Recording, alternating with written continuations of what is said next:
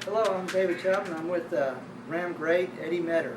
He played cornerback and safety. He was number 21 for Los Angeles Rams in the 1960s. We're going to talk a little bit about his high school days, college days, and pro days. A little bit about faith and a little bit about his family, what he's doing today.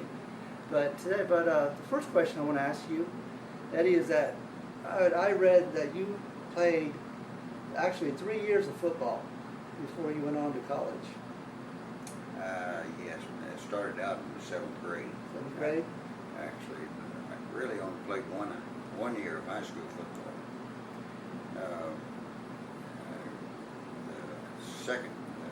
My first year in Russell, Arkansas, I had a hip injury that put me out for the season, so I didn't get to play that year.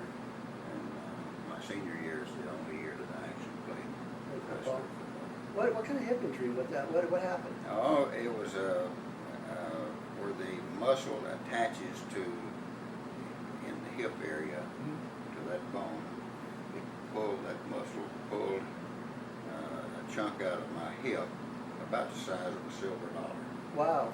And I spent most of my time the next couple of 3 months in the hospital.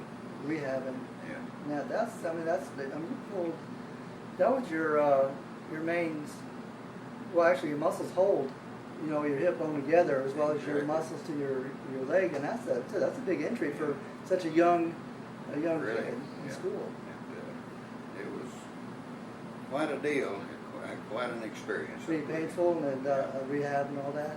Right. You stayed there, and back then the medical technology wasn't as good as it Well, is now. the thing about what they did, they put me in the hospital, and the doctor decided to wrap tape around me and pull that.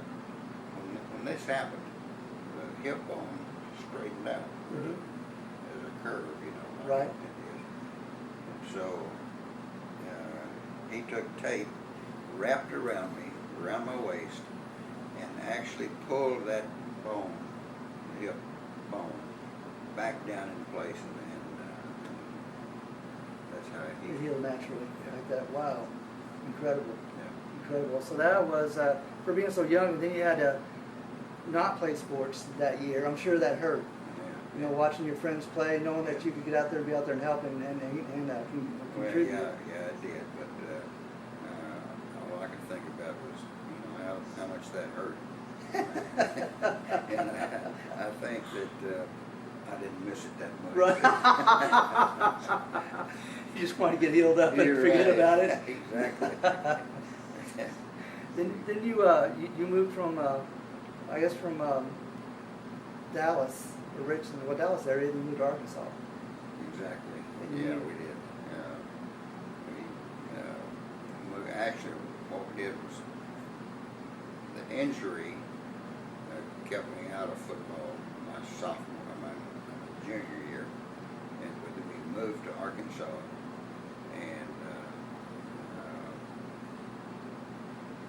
I played. That would have been in my senior year, so I spent my senior year in Russell High School, and played football that year. Enjoyed it very much. I wanted to go to school at Texas A&M real bad. I went down to College Station and had an interview with Bear Bryant and some of the assistant coaches. They looked at me and they said, "Well, I don't know about this. I think you're just too small to play in the Southwest Conference." Wow. So it was disheartening, Right. to say the least.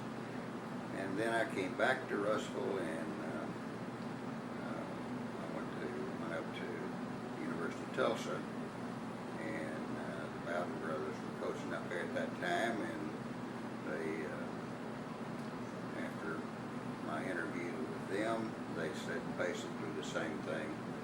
So I had to come back to Russell, undefeated in 2 different places. Wow. And I just thought, I don't know how I'm going to go to school because I don't have enough money to. Right, and this is your way to get into college and Exactly. play. Yeah. And so consequently, one of my high school coaches, Shorty Salmon, had been hired by Sam Heinzman, who was head coach at Arkansas Tech. And Salmon had talked to Heinzman, and they said, if you'll come to school here, we'll give you a full scholarship. Wow. And I couldn't get out there fast enough. You were a happy lady, weren't you? Yeah, you betcha. That's awesome. And it really, and in fact, I think it was kind of a godsend to go to Arkansas Tech. Right. It was a small school, and by golly, it was like being on a high school football team. Everybody knew everybody, and this college was about 1,800 students. Wow, small, yeah. Four-year college, and it was just a great experience. I just enjoyed every minute of it. It sounds like you were a pretty close-knit group in there when Very you much played so. there. Very You much guys so. played well together, enjoyed playing together, you trusted one another when you played. Yeah. And the thing that comes to my mind right now as you're talking about this is your speed. After having a hip injury like that, Yeah. and because you played tailback, you played cornerback, and you run back punts. So you had to be fast. Well, I guess pulling that bone back in place with the tape helped. It stuck together, and Yeah. maybe that rubber band in there helped out on that Exactly. when you're taking those steps and running down the field. Exactly. Well, that's awesome. And in college, you ran for ran for 3,500 yards as a tailback. Had a lot of fun. Yeah, you hardly come off the field. You played, like I said, you played cornerback, cornerback, you played tailback, and you run back punts. The only time you come off the field was when they were kicking off to the other team. That was it. We played offense and defense, and really didn't come off the field. And when you played college, and after you got out of college, were you even thinking about the pros? Were you even thinking about No, maybe not possibly really. pro? I really, even through my senior year in college, I'd never seen a professional game except on TV. Right. And it was just very few times then, and so I had no earthly idea that I would ever be playing professional football, especially being from a small school. Right. And but things turned out a little different, and by golly, it was all right. Right. And you ran track and you played basketball, right? Exactly. I understand. Yeah. And you I ran track, and I really didn't enjoy track very much. In fact, when I was drafted by the Rams my senior year,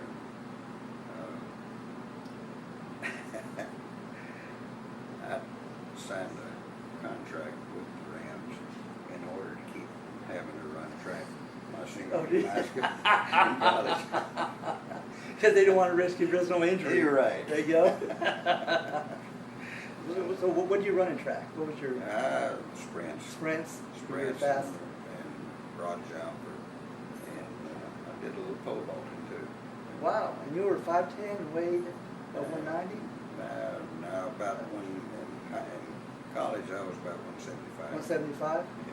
Well, you're pretty stout though. I mean, pound for pound, you're pretty muscular. Yeah, I was. For your size. Because I mean, most sprinters have got muscles. I mean, their legs, arms. I mean, you guys are pretty well put together. Yeah. What makes you so fast.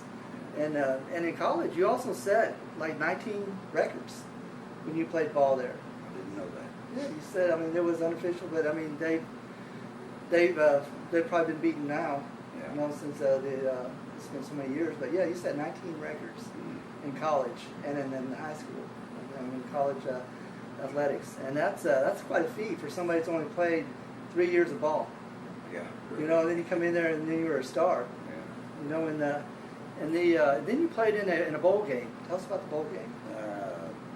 In Tucson, Arizona. Mm-hmm. Yes, sir.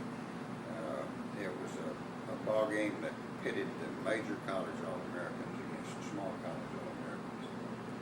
And I was fortunate enough to have a pretty good game there. And that's when the Rams actually saw me and scouted me. Took an interest in you. Yeah, Eddie Meador was a scout at that time with the Rams. And so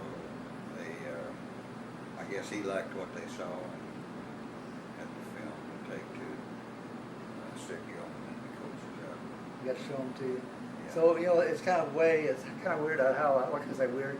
You know, God makes his paths for his children, for people. Yeah. And for you to be hurt and then, you know, heal up, and then you go to a major college and you had your heart set on, you know, playing for that college, possibly you get, you know, an interview, have them, you know, test you out, try you out, and say no, and then you go to another one. I know it's kind of, you had to be, you know, heartbreaking when that happened. It was But then, it was very much so. then you had a coach that believed in you, and you got you that scholarship. That's right. So, Lord, where's that? Had 4 good years of college football. Yeah. Yeah, and you were, you were a star. You set records, and you were on off the field. I mean, you were a good player. And everybody, the thing I like about it is that everybody, you know, what you were mentioning is how close knit you guys were in college. You know, and that makes a big difference. Yeah, no question about And so the Rams scouted you. They called you, and they wanted you. You were drafted in what, Seventh round. Seventh round. Seventh round. Number 80, I believe. 7th round. Yeah. Yeah, there was at that time there was 12 teams in football. I don't know if they would be equivalent to today.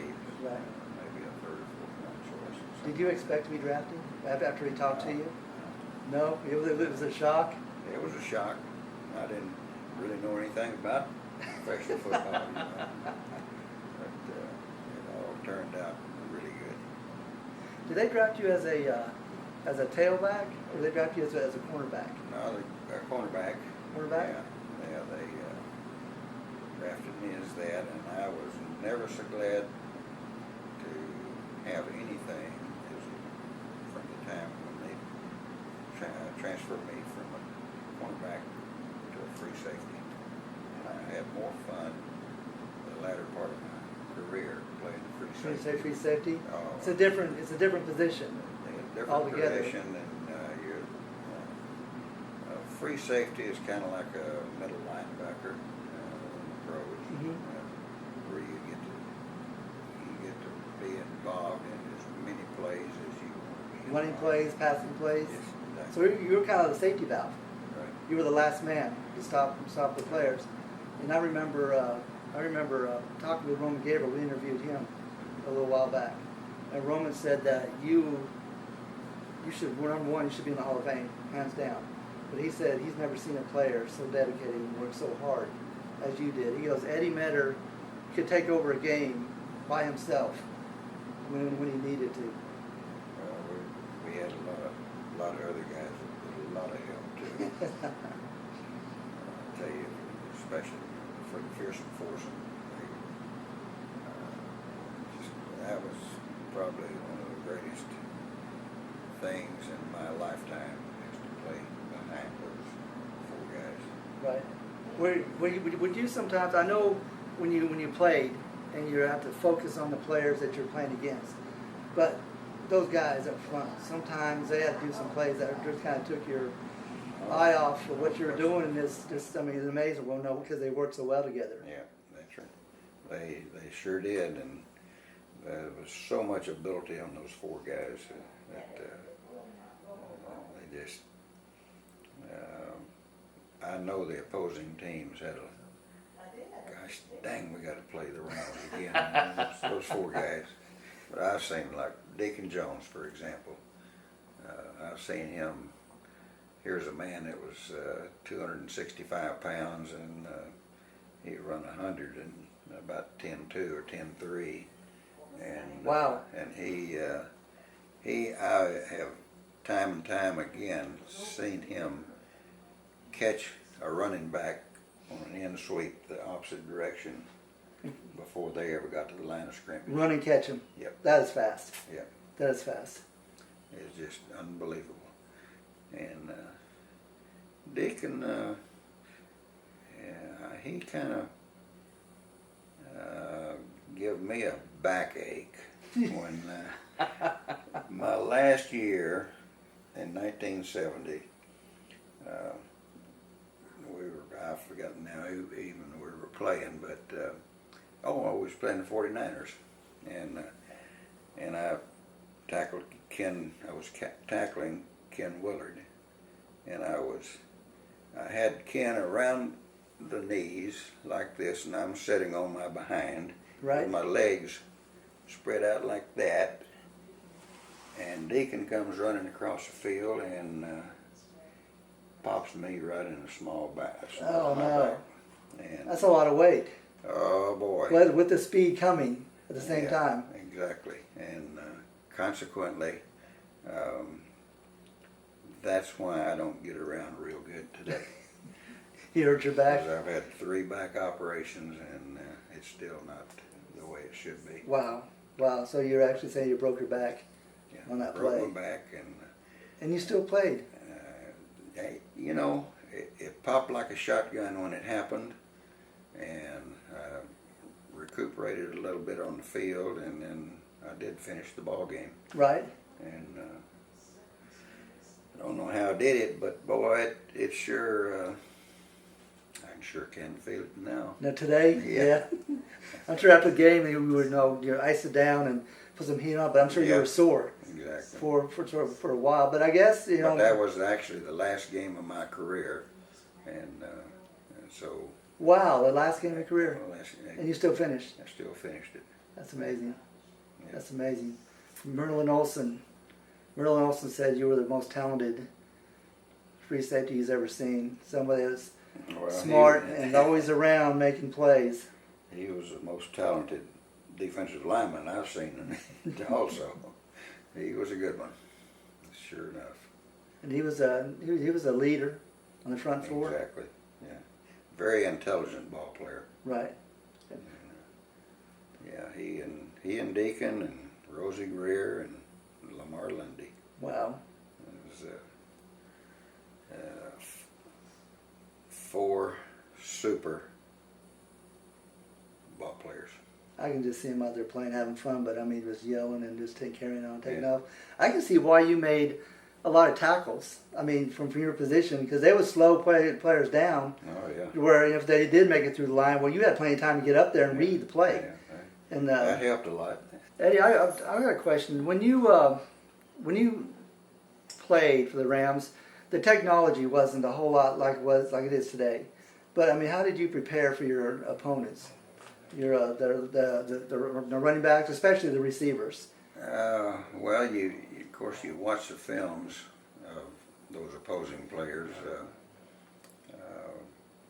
the week prior to, and the longer you play, the more experience you get in knowing what their tendencies are. Right, and their moves, what they are, Mm-hmm. and things of that nature, and that's basically how you do it.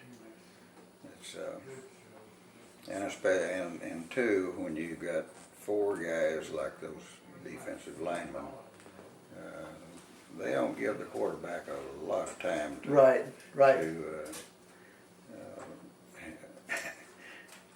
A lot of time to pass and maneuver. Exactly. Right. Who? So speaking of quarterbacks, name some quarterbacks that you like to play against. I know you've intercepted quite a few of them because you hold the records for the most interceptions. Well, the Rams. There's a lot of good quarterbacks played during the 12 years that I played, and I think probably the best, or the most likely to be the best, is Johnny Unitas. He was actually unbelievable, and of course, not only him, but Bart Starr is a super one. Packers, right? With the Packers, and Fran Tarkington is a good one. He was a dangerous quarterback because he could not only pass the ball and hand it off and like that, but he could scramble. He could run, yeah. He kept you guys on your toes all the time when you Yes, played him. Yes, indeed. And there's just a lot of them, but I think that those four probably are the ones Best ones I you would played pick. against. Yeah. Now, playing in the safety position, and say the passes were coming out to you, how could you read? Could you read the body language off the quarterback, the eyes, the body language of the receivers? Because I know you had a lot to look at. You had to look at the receiver. You had to look at the quarterback. You had to look at the running back come through. If it's And you got to look at the guy that you're covering too. Right, exactly. I mean that's a big deal playing sports. Yeah, it's in the cornerback position. You're out there with the flanker out that you're trying to cover all the time, and I tried to look at the midsection of that runner, and whichever direction that midsection turned, is the way he was going. Because he can't lie, because that's the way he's moving. And, okay.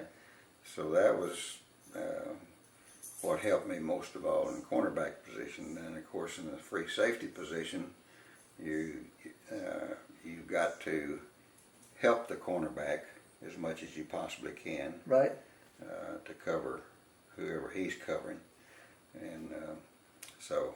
If he gets by him, then you're there Exactly. to take over. Exactly. Okay. And then, and of course, the free safety also has the responsibility of a back running out of the backfield. Right. To cover him also. Wow, you had a lot of responsibility. Yeah. A lot of responsibility, and you hardly missed a tackle. Talking to Roman and other players, they said that you were a great open field tackler. You were a hard hitter. I guess you never missed. I guess I was lucky. I don't know. But they said you were hard. Tell us about that. Some of the hardest hits that you've made. Oh me, well, I knew you was going to ask that question. But I can tell you right now that Jim Brown probably was the toughest guy, along with Jim Taylor with the Packers. But Brown, he's weighed about 235, 240, something like that, and he run 100 and probably at least 10-1 or 10-2, and he hit the line of scrimmage going about that fast. Wow, strong. Yeah, very strong, and he actually had so much momentum going for him that he for a guy like me, he can just run over me. You knew when you And hit him. the only way I could tackle him was hit him in the knees or below. Right. And that mess up that stride. That mess him up. Slow him down where other people come down and help you. Exactly. And of course, Jim Taylor's was another one. He'd rather run over you than run He was an around angry you. runner too, wasn't he? Yeah. Yep. And Horning was a good one. There's just. I understand when you hit Paul Horning, you had a pretty good run with him. You cracked your helmet. You knocked yourself out. Yeah. I got my bell rung on that one. I hit him and he hit me with his knee. Right at the side of the helmet, and cracked it wide open, and of course I was out like a light. And, wow. And In fact, I saw that helmet. My son David has the helmet. Does he? And, Okay.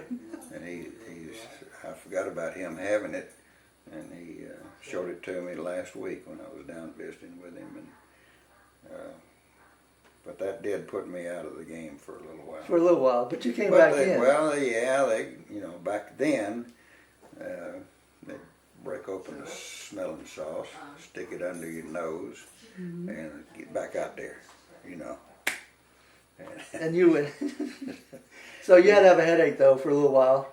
Yeah, it hurt for a while, but it all turned out pretty good. Right. And of course, I've gone through all this concussion stuff that they've got. I took all the tests that they gave to me, and I haven't heard anything yet, and hopefully I won't hear anything. Awesome. We'll be praying for you. Yeah, It goes well. So it's but there's a lot of players that is not as fortunate as I am. Right. Especially, I mean, you're in on every tackle, on every play, just about. So I'd say you hit hard. Let's talk about people that influenced you. Who influenced you when you were growing up, in the college level, in the high school level, or the pro level? Who did you look up to? I really never followed major college football. One of the guys and the reason I wanted to go to Texas A&M was a fellow was from Russell High School, where I went to high school. He was a couple of years ahead of me, and he was center of the Aggie football team over the years, for his 4 years. Wow. John Gilbert was his name, and he inspired me probably as much or more than anyone did. That was a good one, and of course, as time went on, and as I got into the professional ranks, people like Unitas and those are ball players that I looked up to. Right. Jim Browns and Jim Taylors and Paul Hornings and the fearsome foursome of our team, and right. And it was just a great experience. I'm sure when they talked about the fearsome foursome, they talked about Eddie Meador too. I'm don't sure know. that they watched out for Eddie Meador too. If you get past the line, you got to watch out for 21 because he's going to be there. Yeah, hopefully.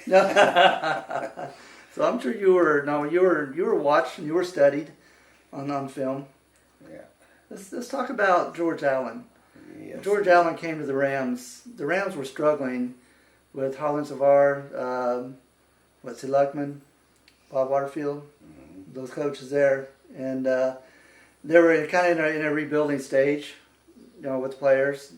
But then they brought in George Allen, and George Allen turned you guys around. George was a coach that he was 120% football. You go into training camp in the morning, and if you see Coach Allen, you meet him there, and you say, "Good morning, Coach." And he says to me, "Boy, you've got to watch that Paul Horning, or you've got to watch that Raymond Berry." Football right away. That's all he thought about. He was 120% football. Wow. And he just he had tremendous knowledge of football, of defensive football especially. Right. And he explored every minute of it. And I don't know. I really can't tell you how many hours a day he spent watching films and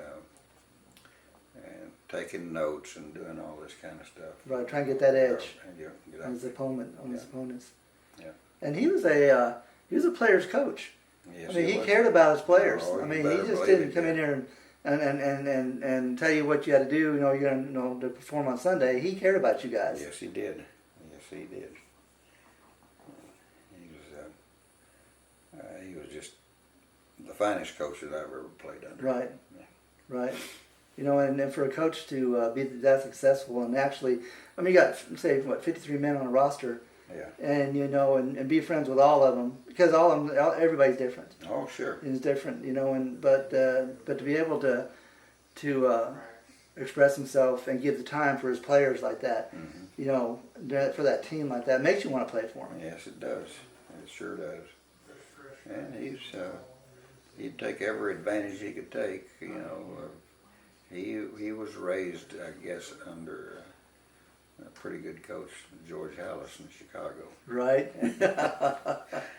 Oh, and talking about George Halas, we were playing the Bears one year, and I forget now when it was, but anyway, I was back to catch a punt from the Bears. Right.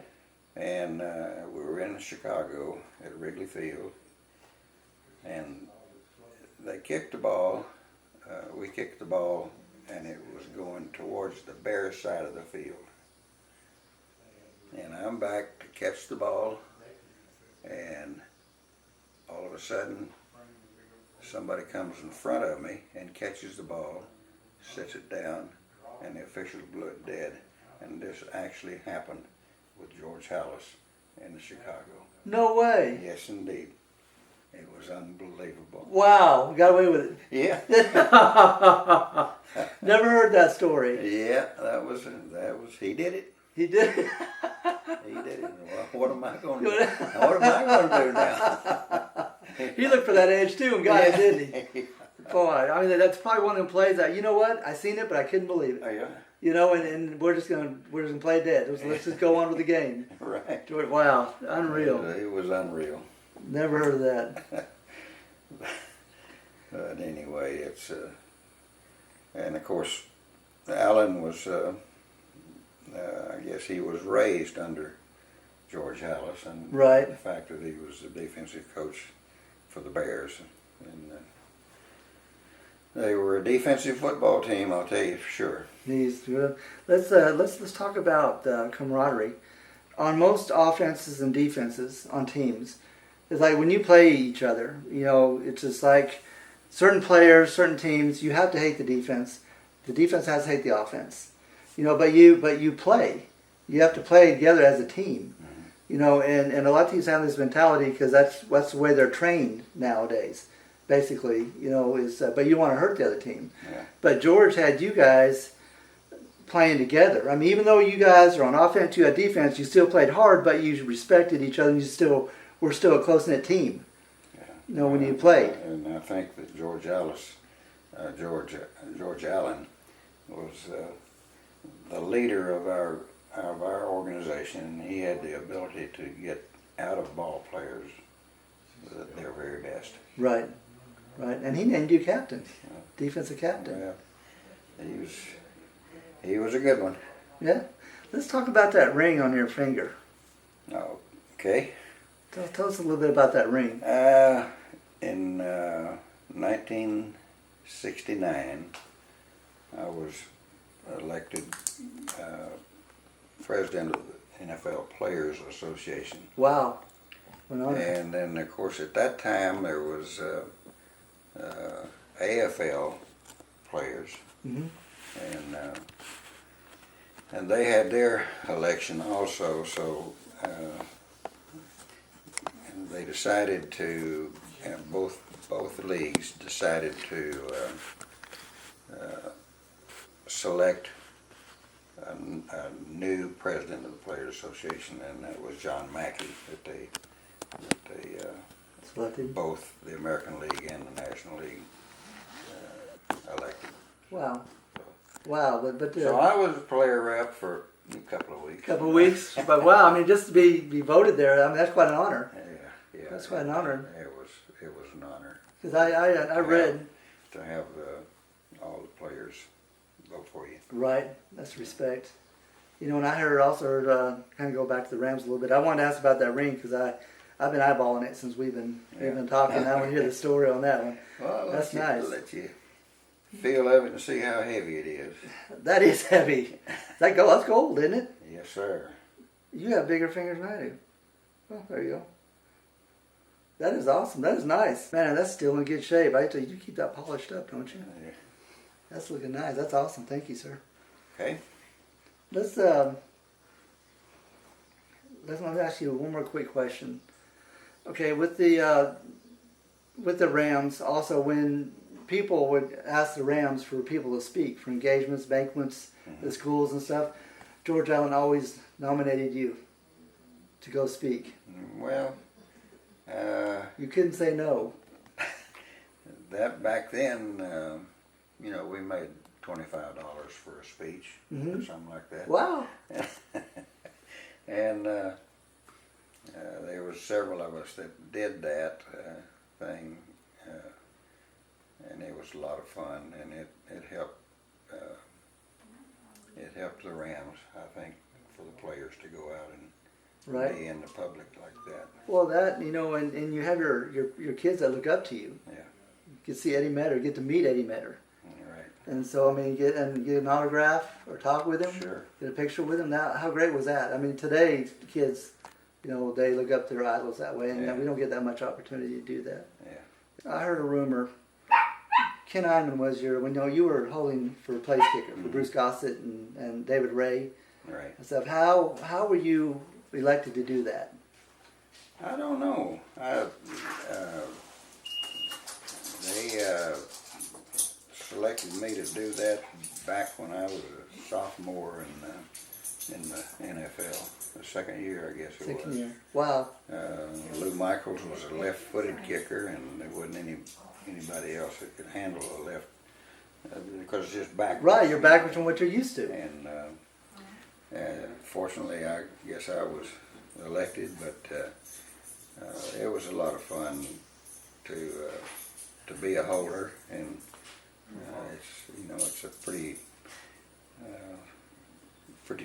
tough job to have because it's you better have pretty good hands. Right, especially with when that center snaps that ball, it's coming at a fast pace. Exactly. And the timing. Yeah. The timing. I know when you have to sit down and you gotta the kicker tells you where you want the ball, and you gotta position your body as such where he's gonna kick the ball. Yeah. And you gotta remember that. Then you gotta look at the center, and then you gotta wait for the snap. For the come back at you. And then you get the ball, then you got to set it down, and you got to spin it. You got to make sure the laces are forward. But you and Ken Iman had a little thing about that. You guys practiced. Yeah, we practiced an awfully lot on it, and it was in most cases. Kenny would snap the ball, I'd catch it, and set it down and not have to spin it. Unreal. The laces would actually wind up in my hands facing the goalpost. Which took pressure off you already. Exactly. And then, if it's really important that the laces of that ball be in front. Right. Because if it's to the one side or the other, the ball is going to curve the ball. It's going to pull it over. Yeah, one way or the other, and so that we spent I can't tell you how many hours working on just that, making sure that ball comes to my hands with the laces already in front, and all I got to do is set it down. Wow, I bet you he's had to spin that ball. Yeah. Every time until you get that right, because when the ball comes to you, it's spinning anyway already, and like I said, that fast pace. Yeah. And for him to do that over and over and over, yes. I don't think I've ever seen another tandem like that. Yeah, it makes a difference. Yeah, well, I mean, think about it. It takes a split second, half second to a second. Yeah. Once you get it down there, you got to look down and spin it, and then pull your hand off and have the kicker come and kick that ball. Yeah, well, actually, what you can do if you when you catch the ball, you can actually feel the laces. Right. and then if you do have to twist it, you can turn it with your hands. Right. As it's going down to the ground. Right. Wow. Okay. No. Okay. And then when it hits the ground, your laces are in front. And that's when you're ready for the ball to be kicked out. That's unreal. That is neat. That's neat. Tell us about that Eagles game in 1967. It was a place kicking play. Yeah. Oh, that was a game that we had to pull out. Right. In the last part of the game, and Gabe, I forgot now. It was either an interception or something, but anyway, we got down to somewhere around the 30-yard line, 20-yard line, something like that. And we were behind something like 3 points, 5 points, or whatever it was. And I guess I kind of took it on myself to the first play, as it was down around the 20-yard line, 30-yard line.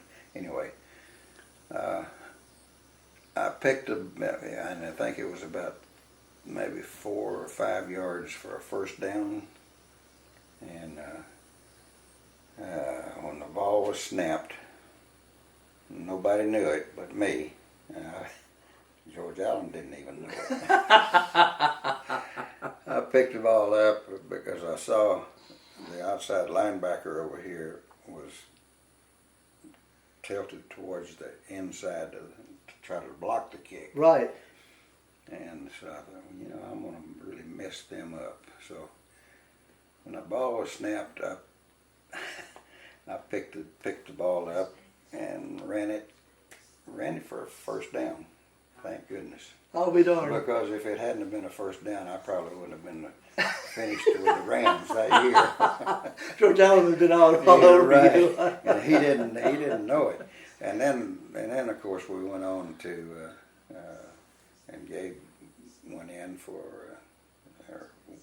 I forgot now exactly what play it was, but they did score a touchdown later on and won the ball game. Won the game. And George Allen says, "What'd you do? Did you fumble the ball or what was it?" Well, sir, no. I thought maybe that I could make a first down. And so anyway, it turned out good. Thank goodness. Yeah. Did he look at you like in disbelief, like? Yeah. Yeah. You did. You pulled it off. Yeah. That's awesome. Oh, it was a lot of fun. And you also had one that you scored on. Yes, sir, it did. In the same game. Same game. Yeah. Okay, was that planned also, or was that? Yeah, that was planned. No? Yeah. Yeah, we kept seeing that. I kept seeing that linebacker that over there that was tilted towards the center of our offense. And, Right. And I thought, surely I can get around him. Right. And fortunately, both plays worked well. And you scored on it. Yeah. You scored on it. That's awesome. Well, I'm going to just go back to practice. Let's go back to practice on offense and defense. I want to question some of the players that you played against, like, say, Roman Gabriel. How did these players, Roman Gabriel, Jack Snows, Brian Truex, Dick Basses, how did they help you in your career? I mean, playing against the offense weapons that you guys had. Well, they, I don't know, it's kind of, I think most of the things that helped us as ball players, as defensive ball players, is watching films Right. of opposing team. Mm-hmm. And not so much the guys like Gabe and Right. Snow, because we practiced against them running the opposing team's defense. Mhm. And Did you guys have scout teams back then? oh yeah, Yeah. yes, yeah. We had there would be scouts. Some of our scouts would be filming opposing teams. You know, Right. We'd have in most cases 2 and 3 of the opposing teams games, Right. prior games, Right. to us. You know, so Right. And let's say during games, when you guys are playing games, this question I've always wanted to ask is that you're on the bench on the sideline when your offense is out there on the field, and you guys are watching the offense and you're watching the plays that are being run. Now, if you see a weakness in a defense on a certain player or a certain play that might work or what have you, or you see somebody hurt, or you see somebody struggling or what have you, or doesn't do so well on this pattern or this pattern, what have you, when you guys do come together, say on a timeout or on a maybe at halftime or something like that, do you guys confer? You guys get together sometimes? I mean, if you see something like that could actually help out the offense, will you come over there and you guys come over there and talk about it? Oh yeah, we would definitely do that, but you've got 3 or 4 assistant coaches that are up in the press box. Well, they're doing that too. And they're doing that, and Right. I think most of the clues that they would get would be, from the films, and they're not only going to films, but they're trained. Those coaches are trained where they keep an eye on the running backs. You might have one coach. Oh, focusing on a player. Focusing on ball players. Right. Or an The offensive position. line, whatever. Okay. But they have the work cut out for them. When they do that, yeah. Yeah. Yeah. Let's talk about some of the memorable moments that you've had in say college football or pro football. What brings to mind you as far as being a player that that you really enjoyed and that you'd like to share? Well, like I was telling you earlier, Arkansas Tech had maybe 5,000, 6,000 fans at a ball game. Mm-hmm. And in 1959, the Los Angeles Rams in the Coliseum at that time would hold 110,000 people. Wow. And the first professional game I ever see in my life, I played in it. And it was a Times charity game in the Coliseum in Los Angeles where it was a charity game, exhibition game. Right. And the money went to various charities. And I walked out of the tunnel of the Coliseum and look in the stands, and there's 110,000 people in the stands in Los Angeles. And that's more people than I'd played before in high school, college. All together. All together. And it's a wonder that I even made the ball club, because all I really could hear at that was the crowd. Wow. I had to really concentrate Right. on what I was doing. Because that had been a sight. Oh, it was unbelievable. And the yelling It and the was screaming. And, unbelievable. wow. Yeah. Did you expect to start on your rookie year? Do you know? No, sir. I didn't. I mean, how? I was just trying to make a ball club. I didn't, and fortunately I did. And, the Rams had a player that his name was Jack Morris. He was a cornerback, and that's who I was trying to beat out. Right. And he got traded to another team. I don't remember which one, but when he was traded, gosh dang, I might make this ball club. Wow. And And you wound up starting. started 12 years every game. Wow. Well, what an achievement. Yeah. You know, and it's often that scout come and see you play.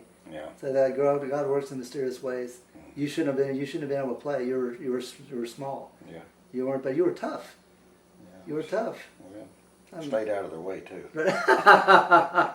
But your work ethic, I mean, everybody I've talked to, they said your work ethic was second to none. Right. You practiced hard, you played hard, you know, and you were a how can I say, you weren't a dirty player. You know, you never took cheap shots. I mean, you hit with your shoulders. Yeah. You know, you drove, you threw your body into tackles and stuff, but you never intended to hurt. You were just tackling. Yeah. And because of my weight and everything, I couldn't grab a running back or a receiver or whatever around the shoulders. Right. I had to go from the knees down. Wow. Or from the waist down. Right. So are you pretty happy with your career? I mean, with the Rams? I'm very happy. Because I mean, you should know me from what we talked about. You shouldn't have been there. You know, because you had everything going against you, but Yeah. the word no never entered your mind, and you never dwelled on it. You had a focus in life, and you went for it, and you achieved it. Yeah, I was fortunate to be able to do that. Yeah. And not only that, you got Hall of Fame caliber numbers. I mean, your numbers, you still hold what Ram records. Most opponents' fumbles recovered is 18. You got all-time interception leader at 46, Ram records, and you have block kicks at 10. Those are all Ram records, and this still stands today. It's been almost 50 years. That says a lot about you. How much you hustled, how hard you played. I guess I was just fortunate. No, you were a leader. Everybody's seen Eddie Meador play hard. They wanted to play hard too. Yeah, it was a great experience.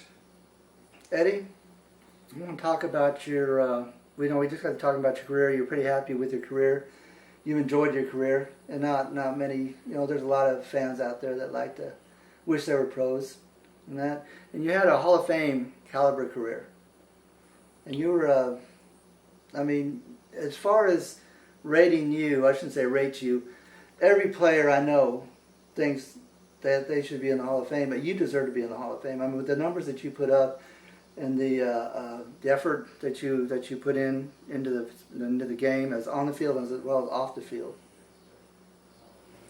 Well, I appreciate that, and it would be awfully nice if I were inducted to the Pro Football Hall of Fame, but I'm really not looking at it because I'm an old defensive back. You know, quarterbacks are the ones. You're a legend. Yeah. You stop these quarterbacks. You stop these running backs. Yeah. Tight ends, receivers. I mean, somebody had to put these guys on the ground. Yeah. And you guys put them on the ground. You put them on the ground. That's true, and it's well, gosh dang, you know, there's so many players that are my caliber and better. That they're not in the Hall of Fame or whatever, and Right. And that's not something that. Sure, it would really be great. Mm-hmm. No question about that. But if it works out that way, fine. If it doesn't, that's fine too. Yeah. And because I know, and a lot of the Ram fans, I'm really surprised and about people that remember the Rams back in the 60s. Right. And I actually get more requests for autographed pictures now than I did when I was playing football. Really? Yeah. Wow. And that makes you feel good. Yeah, you're still a legend. People still remember you. And they all put a note in there that that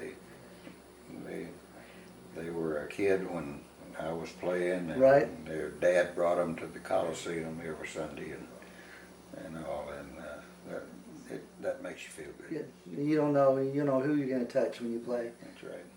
And going out those speaking engagements like you did, and met these players, and talk with them, and signed autograph stuff still, and a lot of these players, these people that you get autographs in the mail, there are people that didn't meet you, probably didn't have the opportunity to, but they still liked you, and you're still their favorite player, and they wanted to somehow or another got your address, know your address, or. And that's true, and they could have been youngsters down in the tunnel in the Coliseum, Right. that signed a picture of me or whatever. Right. That's gotta feel good. Yeah. It's gotta feel good. Let's talk about the Gridiron Greats. You were inducted in the Gridiron Greats.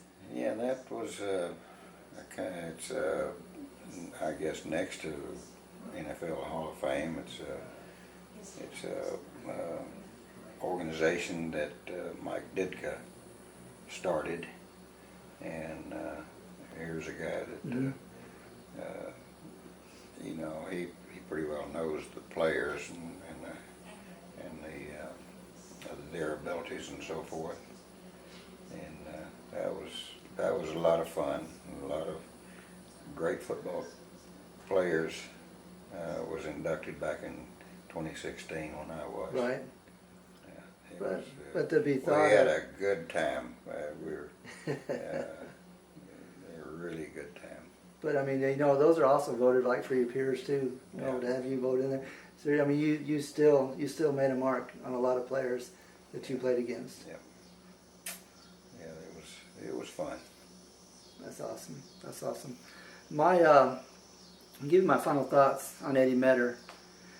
Why, number one, I think he deserves to be in the Hall of Fame. He's got the numbers, he's got the years, he's got the plays. And he's not only a player, but he was a leader on the team, and he was a fair player. He wasn't a dirty player. And every time that you look at Eddie Meador on the field, you see 21 flying some way or another to make a tackle or to help out on another teammate on a tackle or help him on a pass play, even on putting down for PATs on extra points. That takes a lot of concentration, takes a lot of ability actually to hold that ball and get it ready for the place kicker to kick the team. But the thing I'm most intrigued about Mr. Meador is that how humble he is. He's not he doesn't boast about himself.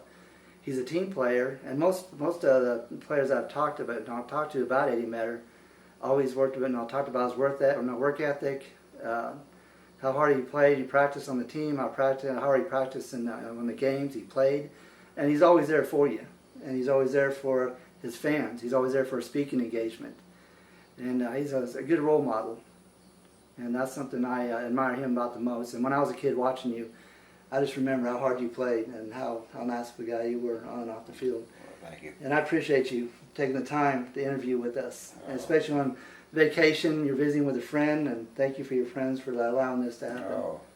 And to see a guy that I had looked up to when I was younger, this is awesome. That's great. I appreciate it. And also, we're going to at the end of the tape, we're going to put down. There's a website on Eddie Meador that was put together about trying to get him inducted into the Hall of Fame, and we're going to have that website put at the very end. You guys can click on it. You guys can read it. It's got a step-by-step on how you can induct him into the Hall of Fame, and talk to some of these writers and give him your spiel, why he should be in there, and then he deserves to be in there. So watch this till the very end, and do look up that webpage, and do try and help out Eddie Meador. Let's get him recognized. Let's get him noticed again. Let's get him out there in the Hall of Fame. Thank you again. Thank you. Ever wanted a mini helmet of your favorite NFL sports team? Come visit chapmansports.net, where we have a wide variety of mini speed helmets, mini replica helmets, full-size helmets of your favorite NFL football teams.